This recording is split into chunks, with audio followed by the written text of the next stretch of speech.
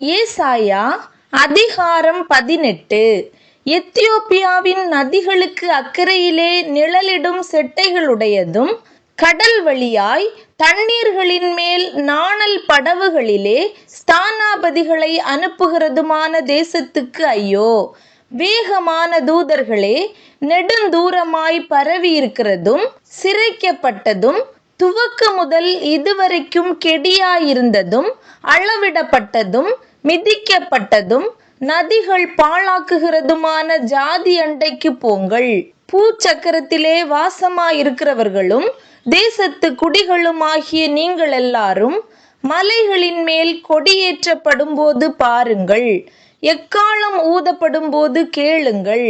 நான் அமர்ந்திருந்து பயிரின் மேல் காயும் காந்தி உள்ள வெயிலை போலவும் அறுப்பு காலத்து உஷ்ணத்தில் உண்டாகும் பனி மேகத்தை போலவும் என் வாசஸ்தலத்திலிருந்து கண்ணோக்குவேன் என்று கர்த்தர் என்னுடனே சொன்னார். திராட்சை செடிகள் அறுப்புக்கு முன்னே பூ பூத்து முற்றி காய்க்கிற காய்கள் பிஞ்சாயிருக்கும் போதே அவர் அரிவாள்களினாலே கப்புக்கவர்களை அறுத்து கொடிகளை அரிந்து அகற்றி போடுவார். அவைகள் ஏகமாய் மலைகளின் பட்சிகளுக்கும் பூமியின் மிருகங்களுக்கும் விடப்படும். பட்சிகள் அதின்மேல் கோடை காலத்திலும் காட்டு மிருகங்களெல்லாம் அதின்மேல் மாரி காலத்திலும் தங்கும்.